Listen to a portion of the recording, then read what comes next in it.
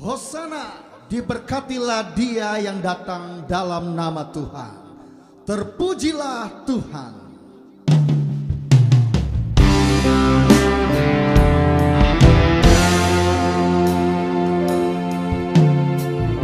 Father in heaven, how we love you. We lift your name in all the earth. May your kingdom be established in our praises, as your people declare your mighty word. Blessed be the Lord God Almighty, who was and is to come. Blessed be the Lord God Almighty, who reigns forevermore.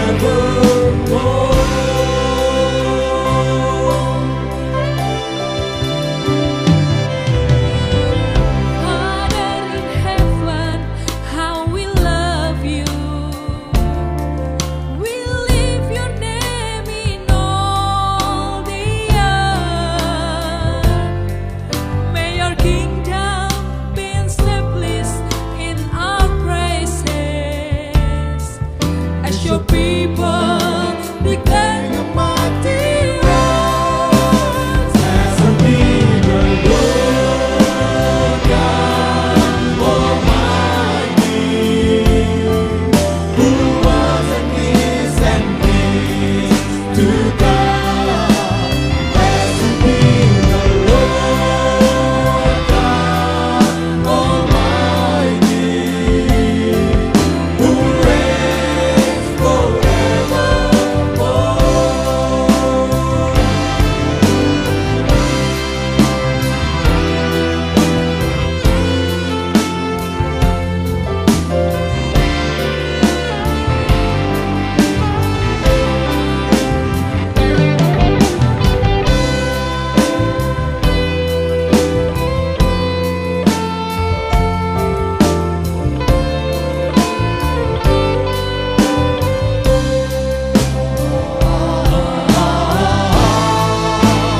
Blessed be the Lord God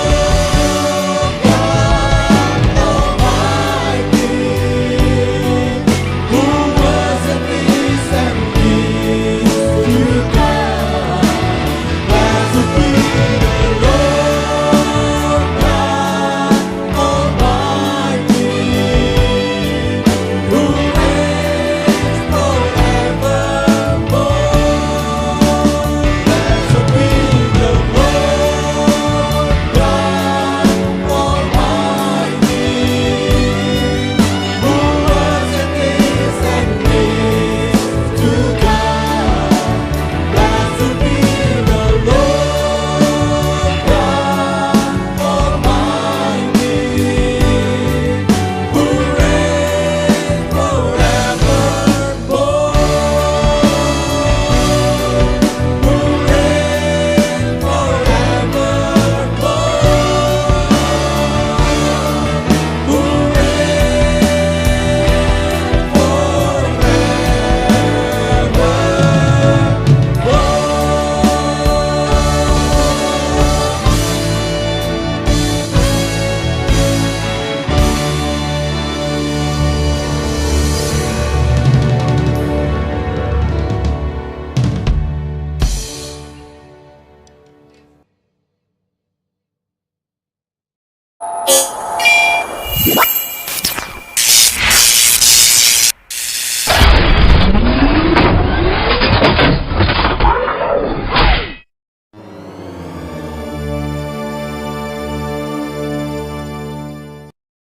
Shalom, berjumpa lagi bersama saya Raja P. Simbolon pada episode Talkshow UFC yang pada saat ini kita akan berbicara tentang Tuhan memalingkan mukanya. Talkshow UFC dengan para narasumber yang Tuhan pakai, yang Tuhan urapi. Dan pada saat ini, pada episode kali ini, akan dibawakan oleh hambanya Bapak Pastor Erwin Tarigan, yang terambil dari ayat firman Tuhan Matius 7 ayat 21 yang berkata, bukan setiap orang yang berseru kepadaku Tuhan, Tuhan akan masuk dalam kerajaan surga, melainkan dia yang melakukan kehendak Bapa yang di surga. Shalom Pak Erwin. Shalom. Bagaimana kabarnya Pak? Kabar baik. Terakhir kita ketemu waktu di Sumarekon ya? Hari Minggu. Oh, hari Minggu kemarin ya? Iya. Oh iya, ya karena waktu panjang juga kita ya Pak ya, jam Iya. 2 tuh. Hampir telat saya Pak, Oke. mau pelayanan. Ya luar biasa ya Pak. Puji Gimana Tuhan. pelayanan Pak? Ya, Tuhan berkati, Tuhan tolong.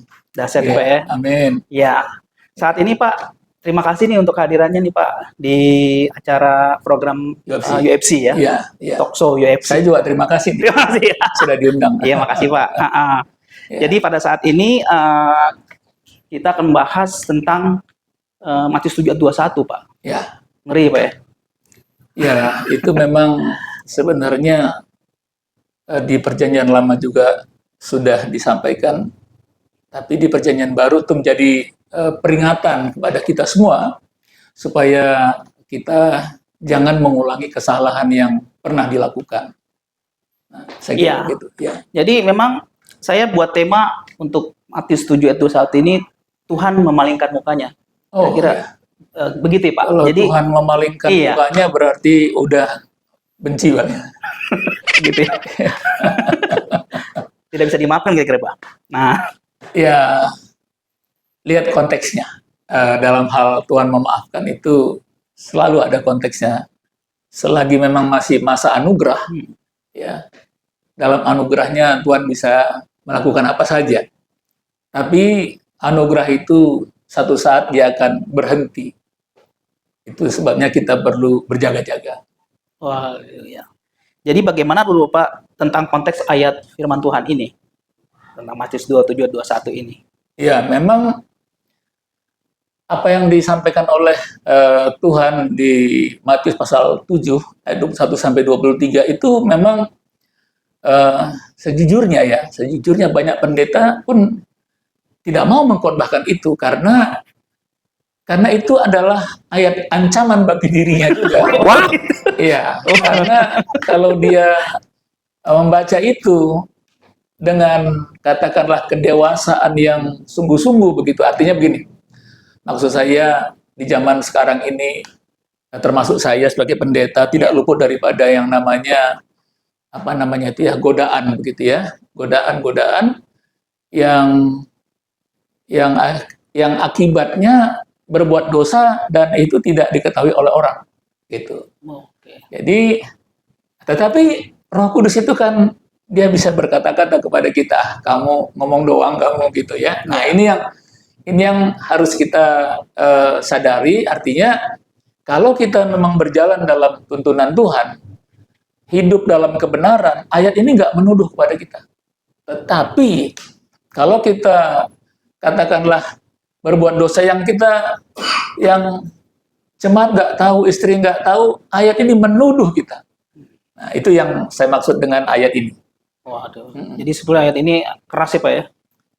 Sebenarnya ini bagus ayat ini supaya setiap orang Kristen ini kan tidak hanya berbicara pendeta ini. Iya.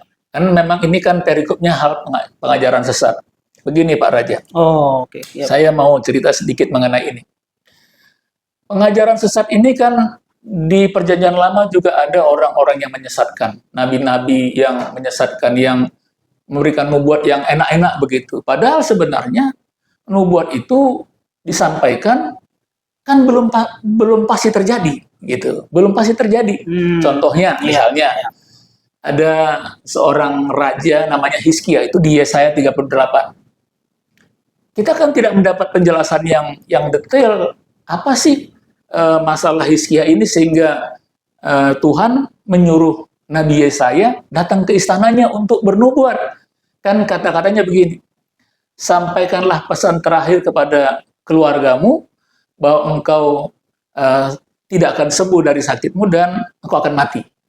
Nah, kemudian Yesaya kan pergi meninggalkan istana itu, tapi sewaktu Nabi Yesaya sedang berjalan-jalan menuju pintu gerbang istana, apa yang dilakukan oleh Hizkia? Dia memalingkan wajahnya ke tembok, ke dinding, dan dia berkata, Tuhan, bukankah aku telah hidup di hadapanmu dengan benar, dengan tulus hati begitu.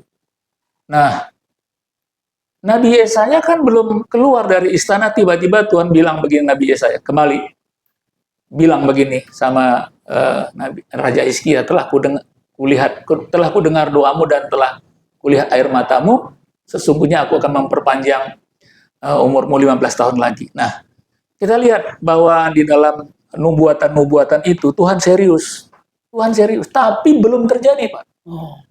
Nah, Matius 7 ini juga kan, itu kan kalimat peringatan, belum terjadi. Sama seperti Hizkia dinubuatkan akan mati, kan belum terjadi. Ya.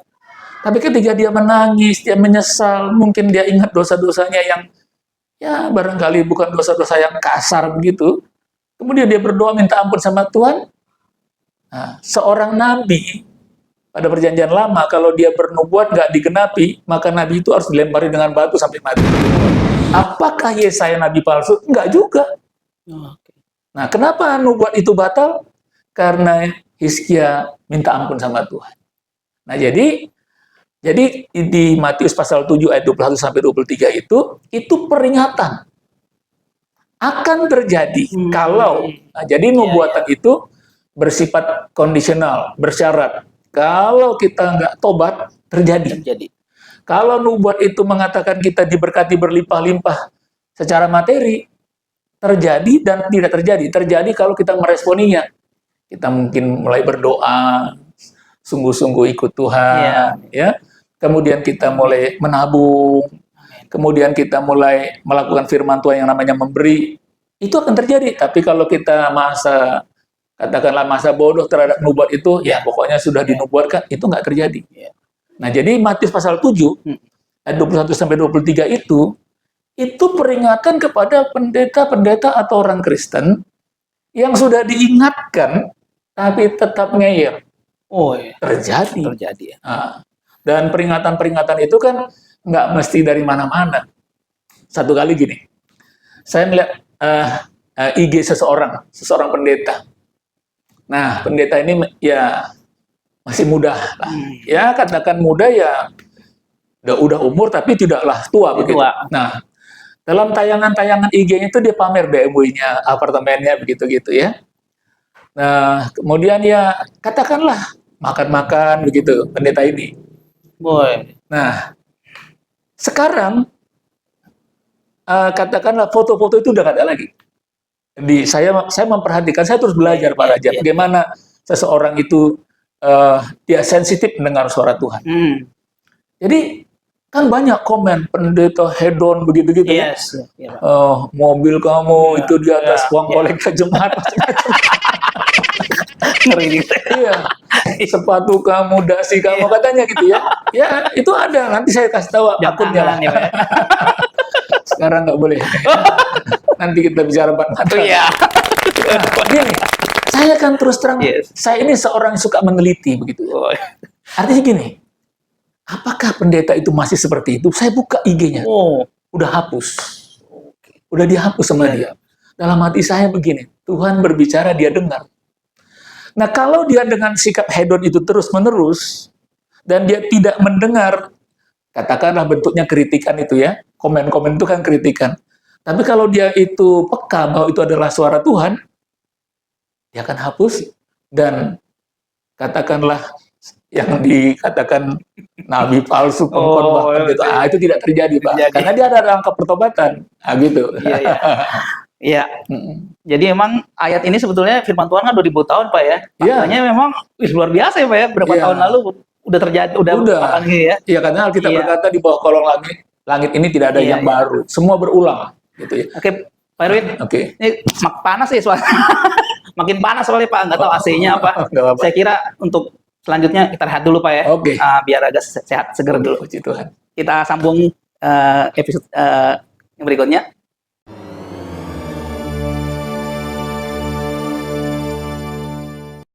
Kembali lagi bersama Talkshow UFC bersama Pastor Erwin Tarigan. Wah, suasananya agak hangat ya, Pak ya. dihangat-hangatkan. Iya. Tapi emang sebetulnya Pak, ya kita kan bicara firman ya Pak ya. Betul. Ya apa yang Tuhan taruh sama kita ya. Saya Iya. rasa apa yang Tuhan taruh ke Pak Erwin ya Iya. bicara aja Pak, ya kan. Iya. Saya kira gitu. Iya. Jadi ya itulah Pak ya tadi ya yang Iya. bagaimana tadi ya seorang hamba Tuhan tadi gitu ya Pak Betul. kira-kira. Mungkin ada tambahan lagi ya Pak. Jadi gini, kalau kita perhatikan ayat 21 sampai 23, itu sebenarnya itu tidak dimulai dengan katakanlah yang begini, saya harus katakan begini, itu ujung-ujungnya duit sebetulnya. Popularitas, dari popularitas itu kan menghasilkan viewer, baik dia katakanlah tayangan-tayangan online atau diundang khotbah. Yes. Gitu. Nah, Oke. jadi kalau orang sudah terkenal, Iya. jam terbangnya tinggi, itu dia bisa menentukan PK, Pak. Wah. What? Nah, padahal pada waktu dia dipanggil Tuhan, dia begitu seorang yang katakanlah apa ya, idealis lah ya. Dia ingat lagu Kerja Buat Tuhan. Oh, selalu manis ya. Lalu mana sih biar tanpa gaji. Jadi sender gaji ya. Sender gaji, tapi tetap semangat. tapi ada momen-momen Pak, Oh, termasuk saya, Oke. momen-momen di mana uang itu besar. Waduh. Pada waktu kita berkhotbah itu, Iya. karena kita nggak nyangka loh begitu. Iya ya. Rupanya saya dihargai sekian nih, gitu. Nah, kalau dia seorang itu tidak sadar bahwa dia pun sedang masuk dalam jebakan-jebakan Batman Wah, itu, iya. Oh, disitulah, ngeri. iya. Karena beberapa waktu yang lalu pun, ya, saya tidak sebutkan gereja ini, Iya. mereka sudah mengenakan royalti untuk lagu-lagu ciptaan mereka. Oh iya iya. Nah, jadi sebenarnya kalau itu bukan industri, itu industri musik, Iya, bukan iya, rohani, iya. sah saja, Sah saja gitu ya. Iya. Nah, seperti kita hari ini, Hari ini ya. siapa tahu dapat monetisasi. Kira-kira ya. Itu Tapi bukan itu tujuannya ya, bukan itu Pak. tujuannya. Bukan itu tujuannya. Memberkati loh Pak. Kita Ini mengedukasi. mengedukasi gitu. supaya mungkin ada adik-adik yang sekarang sekolah teologi, Iya, Pak. mungkin dia juga sedang di sebagai WL atau apapun ya, Benar. junior di gereja, tetaplah dalam integritas. Dikasih terima, jangan jual tolak, gitu ya, Pak ya. jangan jual itu, tapi jangan pasang harga. Iya, Pak. jangan motivasi, Pak Iya, ya. karena kalau kita baca Iya, di Pak. ayat 21 dan seterusnya, Iya. kan dikatakan gini, bukan setiap orang yang berseru kepadaku Tuhan. Ini kan bicara orang-orang yang pelayanan. Nah, ini Pelayanan ya, iya, jemaat Pak ya. bisa jemaat dalam konteks mungkin begini. Saya harus ngomong sedikit begini. Iya. Saya ketemu di Singapura, di Oke. MRT. Hmm. Jadi, lalu kenalan, karena gimana pun logat Indonesia ini pasti ketahuan gitu ya. Iya. Dan dia orang Medan. Oh, Dia orang Medan gitu ya. Terus ya di pemberhentian kami itu, dia pun turun, kami turun. Saya turun, ngobrol-ngobrol. Saya tanya, dia nanya saya, sedang apa di sini? Saya bilang saya ikut convocation prayer. Di mana? Di City Hall. Oh. Ya 3 hari, 4 hari lah paling lama waktu itu. Terus saya balik tanya sama dia. Dia malu-malu dengan teman yang menjelaskan bahwa dia itu datang dari Batam, Pak. Oh, oke. Ya. Datang dari Batam, nyebrang. Iya. Kan itu kan ada, kalau kita dapat visa masuk satu negara itu kan, kalau Singapura barangkali ya hanya 1 minggu gitu, saya lupa lah. Rupanya mereka pergi ke hospital ya, rumah sakit berdoa. Oh. Saya pikir mulia sekali. Nggak taunya nyari PK, Pak. Aduh Tuhan. Lalu dia bilang gini, tawarannya, katanya gini, ayo gabung dengan kita, katanya gitu. Oh. Tuhan. Gabung Bapak jadinya. Enggak lah. Oh Ya, ya. artinya begini kan, ya kita merendahkan, bukan merendahkan diri, Iya, merendahkan panggilan kita, seolah-olah uang itu kita kejar, padahal Alkitab berkata dia memberikan kepada yang dicintainya pada waktu tidur. Nah ini kan semuanya kalau kita baca 21, 22, 23, ya. ini adalah orang-orang yang, ya maaf saya harus bilang, ya nggak apa-apa ya kalau saya harus sebut, karena itu di YouTube sudah jelas. Ada namanya Oh, kenapa itu Pak? Oh, dia itu nggak malu-malu minta pesawat terbang. Iya dia Bang. Nanti cek aja di Oh, di YouTube-nya gitu. Pak. Nah, itu dia walaupun orang sudah mengingatkan tentang bahaya hedon itu, dia nggak peduli loh. Ada pendeta-pendeta yang dihujat begitu lalu bertobat. Nah di sini kan sebenarnya Pak, ini uang semuanya Pak. Uangnya. Iya, katakanlah gereja besar, ujung-ujungnya apa? Hepeng. Uang. Iya, dengan banyaknya orang berkumpul, misalnya macet aja di tol Pak. Kok tiba-tiba pedagang asongan yang nggak pernah di kuliah di fakultas ekonomi ngerti di situ ada pasar gitu, ya tahu, telur puyuh, apalagi itu. Pokoknya macam-macam lah gitu ya. Nah itu, kok bisa dia? Padahal dia bukan sarjana ekonomi, seperti Pak Raja kan, SC kan. Iya. Nah, dia mengerti hukum pasar Pak. Waduh, biasa ya. Pendeta pun begitu. Nah, bukan lagi pendeta juga Pak. Saya misalnya sebagai Iya, jemaat. saya juga lah Pak, gitu ya. Jemaat begini. Saya lihat gereja besar. Oke. Saya bilang Pak Pendeta, saya mau buka dong. Nah, tujuannya apa coba? Nah, disinilah sebenarnya berlaku ayat ini. Kemudian dikatakan ya pada hari terakhir banyak orang yang berseru kepadaku, Tuhan, Tuhan, bukankah kami bernubuat? Ini bicara orang-orang yang melayani dalam panggilan Nabi. Oh, ada di IG Pak. Saya nggak sebut namanya. Pokoknya nubuatnya yang bagus semua Pak. Dalam hati saya gini, Tuhan, gimana pendeta satu ini kok nubuatnya bagus semua? Iya loh, misalnya saya datang ke perusahaan Bapak, saya bernubuat, ada nubuat palsu loh. Saya bilang, Pak, Tuhan akan memberkatimu dengan limpahnya. Kira-kira Bapak bagaimana sedang dalam keadaan perlu uang, tiba-tiba Bapak kasih PK saya sekian. Oh, ini trik Pak, tricky sekali. Ya, bernubuat tapi hanya sekedar menyenang-nyenangkan. Padahal nubuat itu Pak apa? Memperingatkan masa lalu seseorang. Menubuatkan tentang apa yang terjadi mungkin esok lusa, nggak jauh-jauh gitu, mungkin minggu depan. Memperingatkan sesuatu yang jauh ke depan. Nah, misalnya seperti Nabi Yesaya. Nabi Yesaya kan bilang sama orang Israel, kamu tidak menghormati hari Sabat, tahun Sabat, budak dilepaskan, macam-macam gitu tentang Sabat ini. Nggak baca hukum Taurat.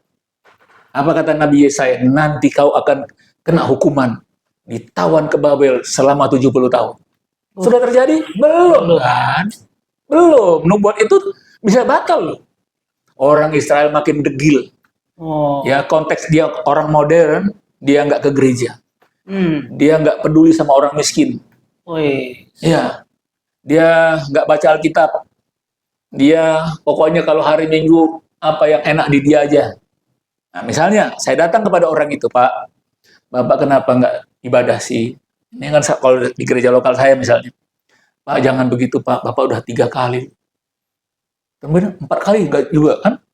Kemudian bulan depan saya datang lagi Pak, hati-hati Pak, hati-hati Pak. Tuhan itu komit dengan perjanjiannya. Dia akan memberkati orang-orang yang setia. Tapi dia juga akan berlaku keras kepada orang tidak setia. Ngeyel Bapak ini misalnya. Terjadi Pak. Itu juga orang Israel. Diingatkan. 70 tahun ditawan di Babel. Nah ini bernubuat. Kemudian mengusir setan. Ini kan bukan hanya pendeta. Ada teman saya bilang begini pada saya. Dia nggak malu-malu bilang gitu. Bro katanya. Kemarin kita baru dipanggil seorang pengusaha orang Chinese katanya. Emang kenapa? Dia ada setan di pabriknya katanya. Banyak kesurupan pegawainya. Oh, bener juga kali Pak ya? Bagus relasi saya. Bagus ya.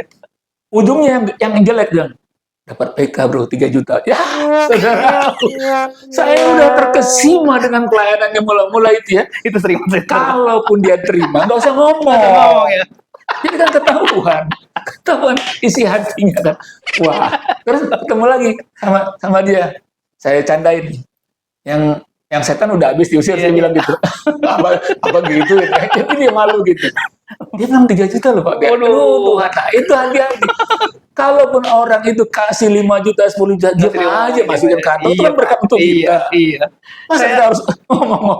Saya suka gini loh Pak, suka teringatnya jadi Bapak karena ngomong begitu ya Apa Pak. gitu? Memang kelihatannya kayak rohani ya Pak ya. Aduh, tapi nggak apa-apa lah Pak ya. Iya. Banyak hamba Tuhan Pak di mimbar, Iya. dia bisa ngomong Pak, Hmm. Tuhan luar biasa memberkati saya. Saya entah gimana saya tidak berpikir tiba-tiba mobil parkir di rumah saya gitu Pak. Saya kayak saya udah 10 kali. Itu flexing. Iya makanya maksud saya gimana tuh Pak? Kelihatannya kan Gini lah. berkata bahwa Tuhan Yesus baik gitu Pak. Tapi Gini. gimana itu Pak? Memang betul, Tuhan Yesus baik, Nah, ya kan? Dan seorang pekerja patut mendapat upahnya. iya. Betul. Apalagi kalau dia hamba Tuhan yang setia. Iya. Apalagi kalau dia ngomong itu mungkin setelah 20 tahun pelayanan, ya, dia mendapat mobil, dapat rumah, Iya. gitu ya. Oke lah ya Pak ya. Iya. Heeh. Tapi sebaiknya diam-diam aja. Iya betul sih Karena Pak. masih Iya, banyak, itu sih Pak. masih banyak yang lebih susah Ya lagi. jemaat loh Pak. Kan gitu ya Pak. Jemaat kan yang susah juga gitu sih, Iya. Pak. Dan itu dibicarakannya di Iya. forum mimbar Pak Iya. jemaat. Nah, itu sih. Ada satu, saya ke gimana, Bengkulu, pelayanan ke Bengkulu. Aduh.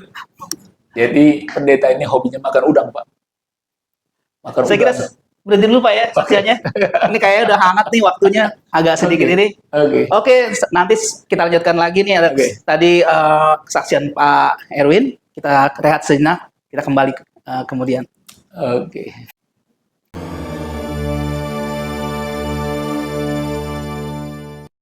Kembali lagi bersama saya dan Pak Pastor Erwin Tarigan melanjutkan tadi pembicaraan yang tertunda ya. Gimana tuh Pak yang sharing tadi Ya, seorang jadi pengusaha ya Pak? Pasal 21 ayat 21 sampai 23 ini.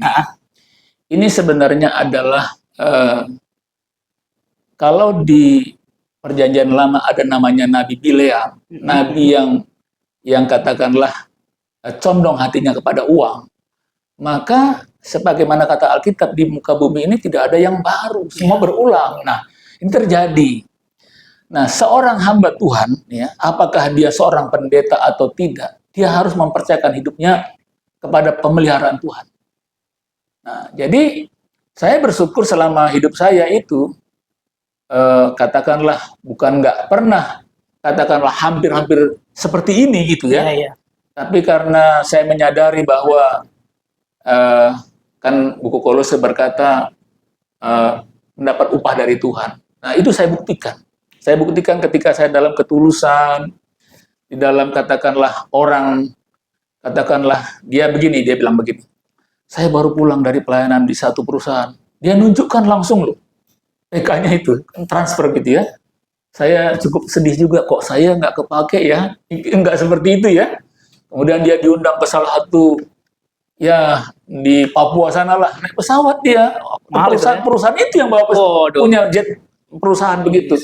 Dalam hati saya diundang, paling saya naik bus gitu atau Iya. oke lah, pesawat juga ada. Maksud saya begini, dalam keadaan katakan seperti itu, saya percaya bahwa tiap-tiap orang rezekinya masing-masing begitu ya. Berkatnya ya Pak ya. Nah, itu yang saya percayai. Sehingga ini sebenarnya ayat 21 sampai 23 ini semuanya ini karena orang itu memanfaatkan ketenarannya, kesuksesannya itu untuk mengambil uang sebetulnya.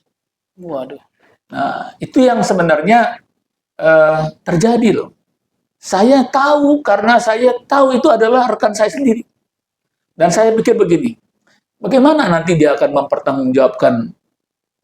Ada teman saya, dia menerima 8M dari Singapura. Saya tidak sebut dia di mana ya. Dia begitu mantap ngomong bahwa ini adalah pemberian seorang pengusaha di Singapura. Untuk apa nih Pak? Pelayanan nih pasti ya? Iya, dia nanya orang Singapura itu kan kenal baik. Oke. Kau sedang kerja apa? "Ya, saya sedang bikin ini. Berapa biayanya? Oh. Ya sekian lah. Oke, datanglah. Ambil uangnya katanya. Dia datang. Dia umumkan di jemaat bahwa kita mendapat berkat dari seorang pengusaha di Singapura. Belakangan apa? Dia bilang kita harus bayar, itu utang katanya. Utang. Enggak, maksudnya uang itu kan masuk ke dia. Oh iya dia. Oke. Nah, Kenapa dia dikasih uang sampai 8M? Karena dia terkenal. Kalau dia seperti saya, mungkin saya nggak dikasih. Tapi kalau Bapak terkenal dan besar, kira-kira akan seperti itu nggak kira-kira itu? Maaf nih Pak ya. Iya. Ada kemungkinan. Ada kemungkinan. Jangan sampai loh Pak. Dan maksudnya inilah yang membuat kita itu berjaga-jaga, Iya, Pak. Iya, berjaga-jaga karena gini ya. Kalau saya umur saya 64, Pak. Iya. Nggak lama lagi mati, Pak. Iya. Iya. Iya. 70, 80. Jadi mikirnya ke situ ya Pak ya? Iya. Oh. 70, 80 iya, tahun. Iya. Lalu saya pernah, kira-kira baru seminggu yang lalu ngomong sama istri saya bilang gini, Mam, ingatkan aku kalau mulai hedon, saya bilang. Istri saya nggak ngerti, maksudnya apa? Mam, masa hidupku ini nggak lama. Iya. Kalau 70 tahun berarti tinggal 6 tahun lagi. Kalau 80 tahun, 16 tahun. 16 tahun lagi. Di mana ada pendeta umur 80 tahun yang produktif? Semua udah, Capek. ya tadinya pakai pantopel, Iya. terpaksa pakai sketcher kan? Iya, kejar. Udah nggak kuat, kenapa kan? Nah itu Pak Raja, saya bersyukur kepada Tuhan dalam kondisi seperti ini. Saya juga nggak ngerti kok Tuhan kasih hati seperti itu. Iya. Padahal semua namanya orang, kebutuhan akan uang ini nggak pernah cukup loh. Iya. Sebetulnya Betul, Pak. nggak pernah cukup loh. Betul. Ya, kita misalnya beli sepatu begini, ya kan? Iya. Maaf, lewat mall, ada lagi yang baru gitu ya. Iya. Selalu ada, Pak. Iya. Nah, tapi saya bersyukur sama Tuhan gitu ya. Tiap kali ya, apalagi sekarang ini Pak ya. Kalau saya dapat PK record di luar gitu Iya, ya. Itu saya cari dulu jemaat kami yang saya dengar, siapa tahu dia kekurangan gitu. Kalau dengar kekurangan Iya, saya kasih. iya. Tapi kalau nggak kedengaran ya kantong saya sendiri. Ya kan Iya. bicara. Iya, saya nggak sampai hati, Pak. Iya, Karena gini, Tuhan itu selalu bilang gini sama saya. Kau diberkati kan? Bagi dong, katanya gitu sama orang. Iya. Padahal kadang-kadang yang dibantu ini juga nggak tahu ucap syukur. Iya, betul. Nggak apa-apa. Iya, nggak apa-apa, Pak. Bagian kita Iya. udah kita Iya, lakukan. betul, gitu. bagian, Nah, iya. gitu. Nah, jadi ini pasal 7 ayat 21 sampai 23. Entah kenapa ya, saya termasuk berani mengkhotbahkan ini, Pak. Iya, berani karena Jadi gini. nggak salah ya saya undang Bapak bener ya sebelumnya. Soalnya saya cari-cari nih Pak, belum ada yang mau nih. Terus tiba Pak Erwin Saya langsung mau. termasuk berani karena begini. Karena satu pemahaman saya dulu pun saya orang berdosa dipanggil jadi hamba Tuhan. Betul, Pak. Itu pertama. Yang kedua tahun 2020 kan saya hampir mati kena COVID. Oh iya. Nah, di situ merubah semua apa saya, Pak. Iya. Merubah semua cara berpikir saya. Dan memang apalagi yang bilang gini, Tuhan mau pakai Bapak, makanya Bapak nggak lewat, Pak.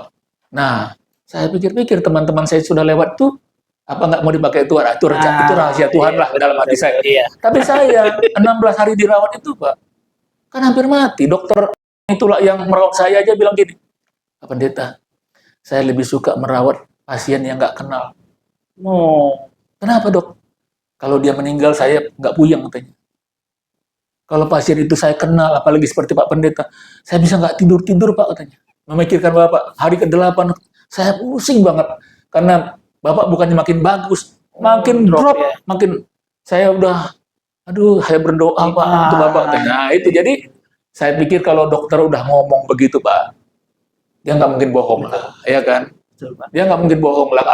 Kalau kondisi kita nggak parah, dia nggak bilang parah Iya, lah, kan gitu kan?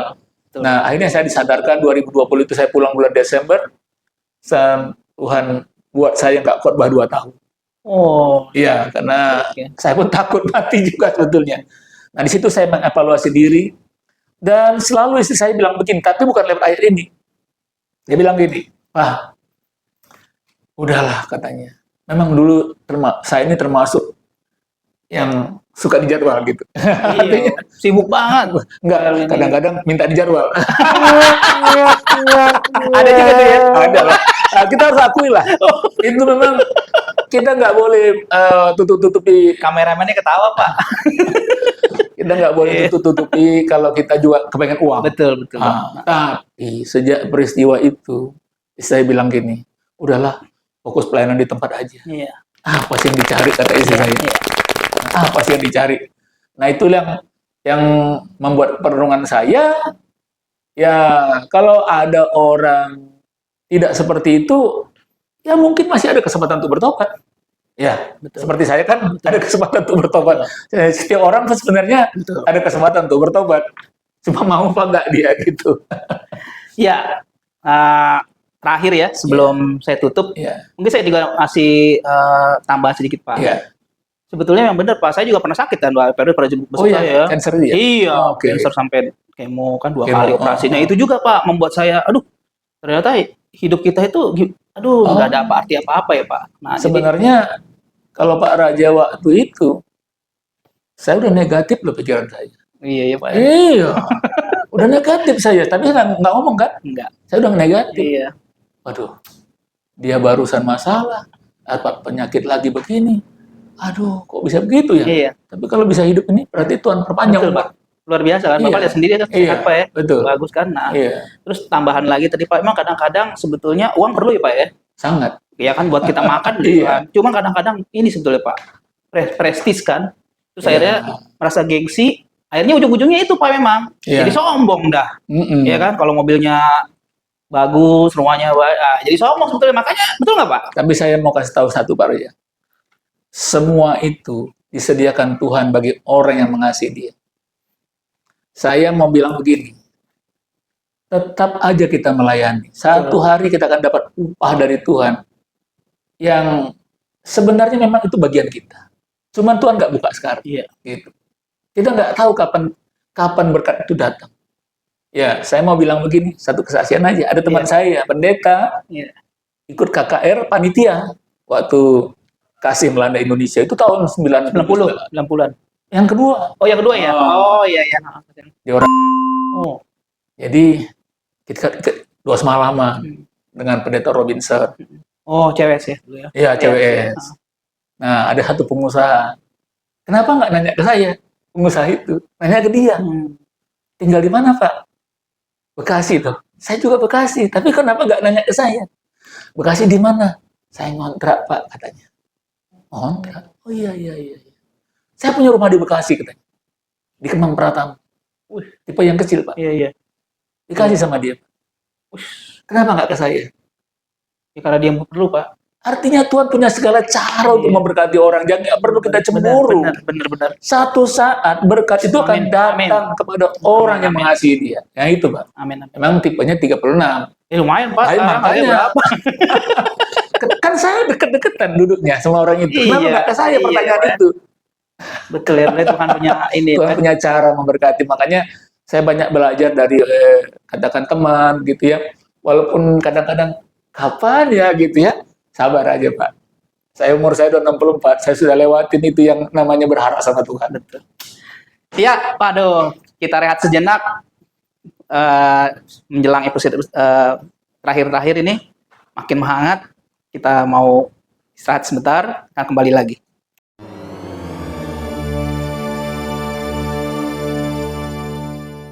Kembali lagi dengan Pak Erwin Tarigan Ya. di talk show Tuhan Memalingkan Mukanya.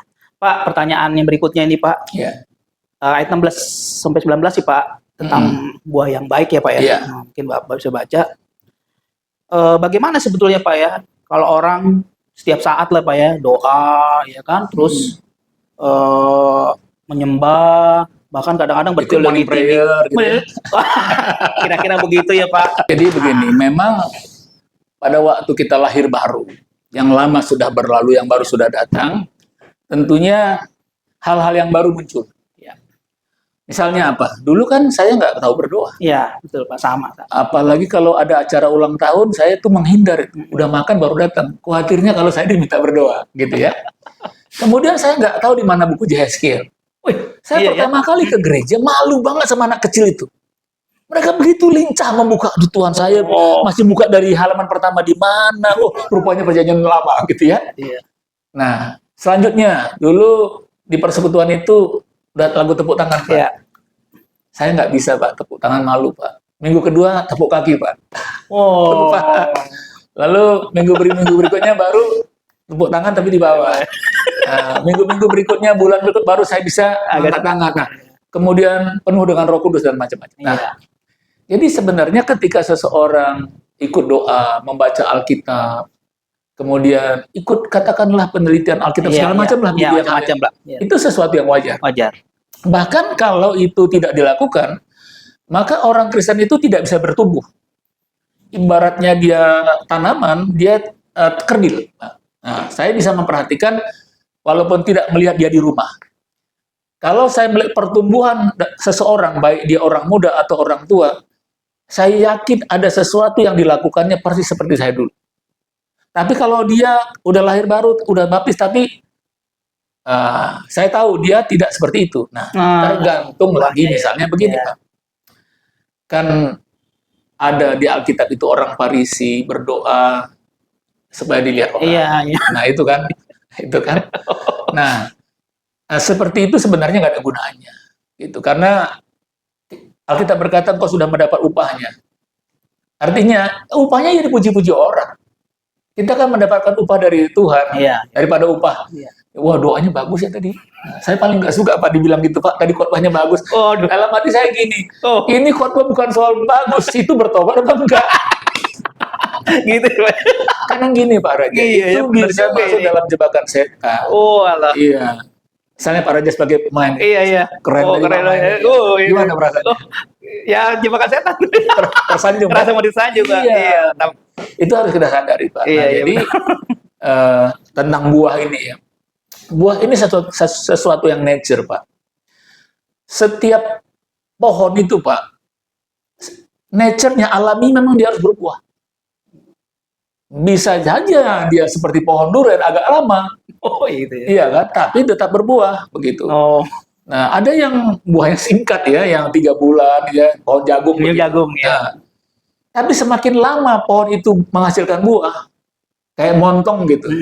Mana lebih mahal montong apa jagung? Jagung. Montong lah, Pak. Iya.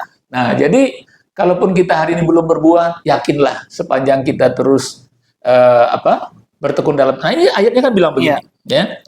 Dari buahnya lah kamu akan mengenal mereka. Pak, kita ini orang percaya, nature kita itu berbuat baik, Pak. Setelah kita di dalam Tuhan. Kalau dulu kita belum diselamatkan, nature kita memang berbuat dosa. Alkitab bilang kakinya suka menyemburkan darah itu. Nah, artinya suka berkelana. Jadi kan ya, Bapak misalnya Pak Raja ini orang berdosa. Nature-nya selalu berbuat jahat. Iya. Saya orang benar. Nature saya sudah diubahkan jadi berbuat baik. Jangan membalas kejahatan dengan kejahatan. Misalnya gini ya, saya ketemu sama seorang, ada bilang begini, Aaron, sama dia nggak usah terlalu baik, Pak, katanya.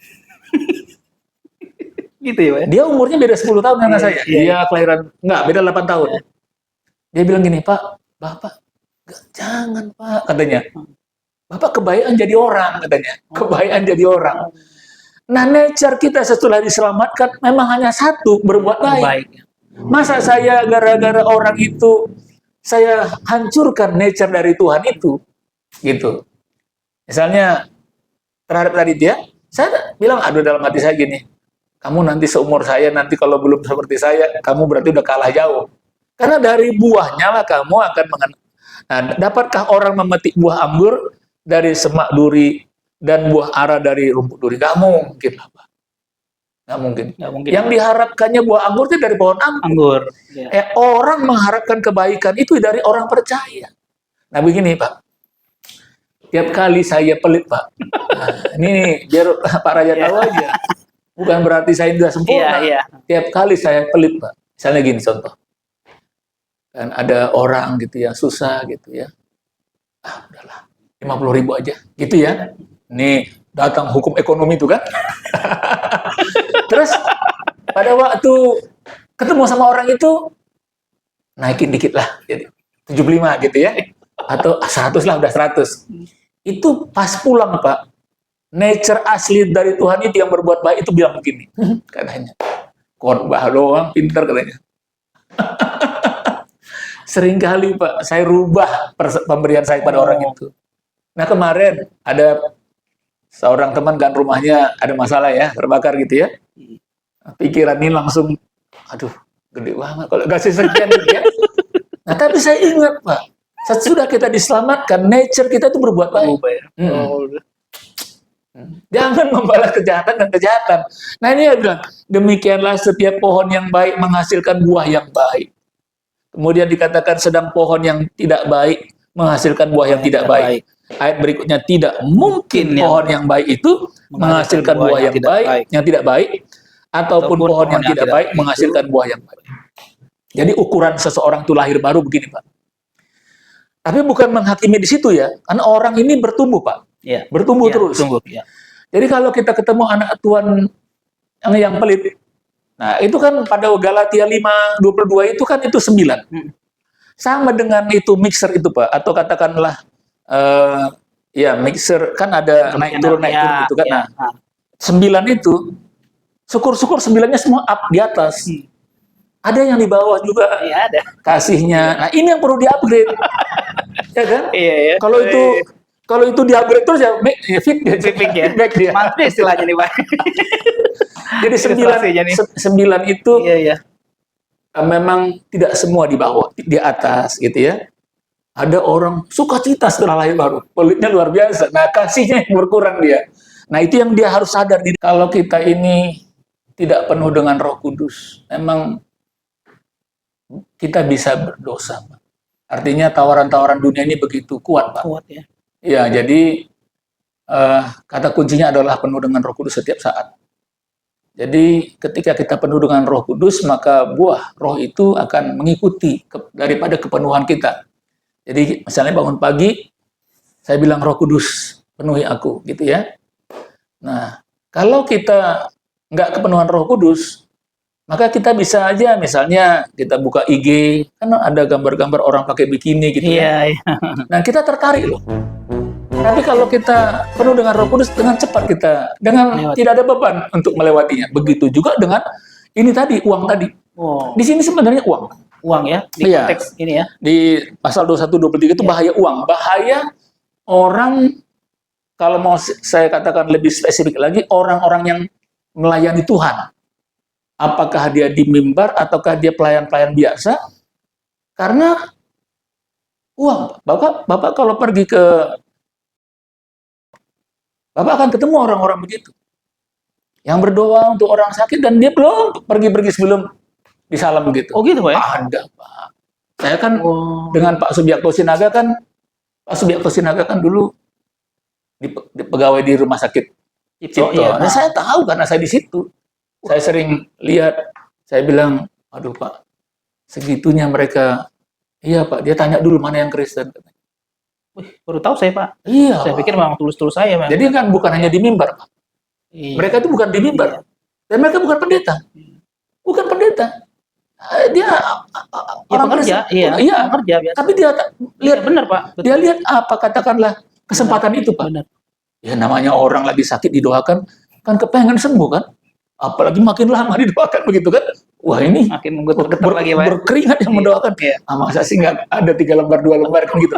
Nah jadi sebenarnya pasal ayat 21-23 itu adalah memanipulasi pelayanan demi dapat uang. Itu kesimpulan. Gitu ya, Pak. Ya, itu kesimpulannya. Oke, Pak, karena udah makin ini, ya masih ada 2 lagi nih pertanyaan. Oke, silakan. Yang keempat, ya. Jadi ini memang tanda-tanda akhir zaman ya, Pak ya. Mungkin saya bacakan juga di Wahyu 22 ayat 11. Ya. Tanda akhir zaman, barang siapa yang berbuat jahat, biarlah ia terus berbuat jahat. Barang siapa yang cemar, biarlah ia terus cemar. Dan barang siapa yang benar, ya biarlah ia terus berbuat kebenaran. Barang siapa yang kudus, biarlah ia terus menguduskan dirinya. Ya. Pak ya. Kita ambil yang kedua tadi, benar dan kudus. Iya. Ya. Jangan mau cemar. Artinya cemar itu kan begini, Pak. Gampang beginilah contoh. Nggak usah yang kotor-kotor banget lah. Misalnya kita ngomongin yang negatif tentang seseorang. Bapak tahu kan, misalnya kalau saya ini ngomongin seorang pendeta gitu ya, saya nggak usah sebut nama lah. Dia kan nggak tahu saya ngomongin dia. Pendeta itu juga nggak kenal saya kok sebetulnya. Nah, tapi dia orang top gitu. Nah, nanti pada waktu kita ketemu sama dia, Pak, seperti ada penolakan. Oh gitu ya? Itu ada penolakan. Dan dia nggak suka sama kita gitu. Oh iya, kita pun nggak suka sama dia. Pokoknya pada waktu ketemu 1 kali, saya mau kesaksian. Ada teman saya di panitia KKR. Dia selalu ngomongin yang katakanlah negatif tentang seorang hamba Tuhan dari Amerika itu. Ada waktu kami ketemu dengan pendeta itu seperti nolak. Saya perhatikan, oh, sementara dengan kami bisa bersalaman dengan hangat. Padahal saya pun baru kenal di situ orang itu. Tapi dia yang ketua panitia. Hanya salam begitu aja. Nah, jadi itu cemar itu nggak usah yang terlalu katakanlah zina, katakanlah hal-hal yang najis, hal-hal yang kecil aja. Misalnya itu tadi orang pendeta, Bapak omongin orang yang Bapak kenal lah misalnya, tapi dia nggak tahu Bapak omongin. Nanti pada waktu Bapak ketemu sama dia nggak nyatu roh Bapak. Nah itulah makanya kita pilihlah yang terus berbuat baik tadi, yang kudus tadi. Nah, saya pernah dulu terkagum-kagum kepada Reinhard Bonnke, hamba Tuhan yang terkenal itu, karena saya di Medan. Iya. Ada KKR-nya kan di Jakarta. Batang pakai video Betamax itu yang gede itu. Iya. Saya bilang gini, Tuhan berkatilah hamba, Tuhan berkatilah hamba. Memang ada selipan doa, Tuhan, aku kepengen seperti dia. Iya. Satu hari Pak, tahun 90 berapa saya lupa. Dia dari Australia KKR transit di Jakarta. Entah kenapa nggak bisa lanjut, pokoknya transit. Ketua panitia Pak Yonis Suhadi bilang begini, waktu itu kami sedang kumpul di LAI depan Karolus. Saudara-saudara, kita dapat berkat nih, katanya. Ada apa Pak? Dia Reinhard Bonnke transit, tapi dia memutuskan untuk tinggal di Jakarta. Nanti dia mau mendoakan kita nih. Waduh, saya pada waktu dia nyampaikan firman Tuhan, dia menumpangkan tangan di kepala saya, Tuhan. Itu luar biasa. Jadi kalau Bapak katakanlah ngomongin seseorang begitu, nanti waktu ketemu itu ada penolakan. Tapi kalau Bapak mendoakan orang itu, nanti waktu ketemu ada penyatuan begitu. Jadi memang Roh Kudus ya Pak ya, harus ada dalam diri kita ya Pak ya. Makanya juga kalau Roh Kudus ada dalam kita, kita juga nggak akan masuk dalam Matius 7:21 ini sebenarnya Pak ya. Tidak mungkin lah. Harus ini kan gitu, peringatan. Ya. Pak, penutup Pak dan kesimpulan terakhir dari sharing kita hari ini. Kalau lihat dari perikopnya kan pengajaran sesat, ya kan? Kalau kita lihat dari perikopnya dari pasal 7 tadi, itu kan dikatakan hal pengajaran sesat. Tetapi di beberapa ayat terakhir, yaitu dikatakan bahwa ada peringatan tentang peringatan tentang bahaya kalau satu saat Tuhan bilang aku tidak mengenal engkau. Artinya kita pernah dikenal Tuhan. Iya. Dan ini bisa jadi juga termasuk yang murtad. Tapi dalam konteks ini sebenarnya adalah orang-orang yang memanfaatkan pelayanannya untuk uang. Ini yang mamon gitu Pak. Ya, mamon perlu. Kan kita perlu bersahabat dengan mamon karena mamon itu juga perlu. Tapi jangan sampai kita jadi penyembah mamon begitu. Oke. Itu kesimpulan dari pertemuan kita pada hari ini, dan kita berdoa supaya setiap orang yang menyaksikan jalannya program ini, katakanlah mereka mendapat edukasi, khususnya orang-orang muda yang terpanggil dalam pelayanan, tetaplah tulus dalam melayani karena pada waktunya berkat Tuhan itu akan datang. Amin. Karena Tuhan itu setia kepada firman-Nya. God bless. Baik Pak, terima kasih sudah berbagi di program ini Pak. Tuhan berkati. Tuhan berkati Bapak selalu. Amin. Saya bersama UFC Family berdoa kiranya Bapak sehat-sehat terus Pak. Amin. Sekolahnya maju ya Pak, makin diberkati, Amin. makin maju dalam pelayanan Bapak. Amin. Makin dahsyat dan heran pekerjaan Tuhan melalui Bapak ya. Amin. Sampai jumpa lagi di acara kita minum kopi pahit Pak, no sugar ya. Di Sumar Ekonok itu. Harus.